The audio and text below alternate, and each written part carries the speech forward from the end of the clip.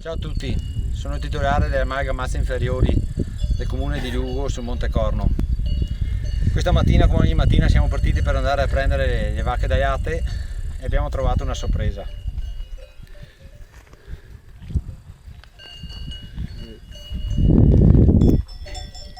Aveva solo 9 mesi.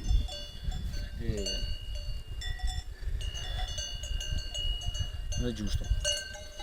All'interno si è trovata lì sul fianco, il lupo l'ha braccata, è caduta sulla pozza, dalle pozze ha provato ad andare fuori dall'altra parte, l'ha ripresa, è tornata sulla pozza ed è morta lì. Il lupo non è ancora contento, ha rincorso un'altra e ne ha presa nel fondo vicino a quelle piante. Quella aveva 17 mesi, era quasi una vacca, non era una vitella che adesso alcuni diranno dovevate tenerle dentro, e allora dobbiamo tenerle dentro tutte, non c'è via di scampo. Nel momento in cui l'abbiamo tirata fuori dalla pozza è arrivata qua la mamma, sebbene sono animali, non capiscono, sono vacche, sembrava volesse risvegliarla.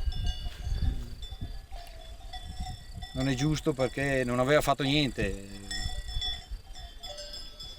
sono innocenti e una morte così atroce e sofferente, perché immagino avesse sofferto tanto, non lo merita nessuno. Se anche il lupo ha fame non è giusto. E oltre a queste due ne stiamo ancora cercando 12 che probabilmente dalla paura non si sanno dove sono andate. Speriamo in bene almeno su quelle, ma non è giusto perché vedete voi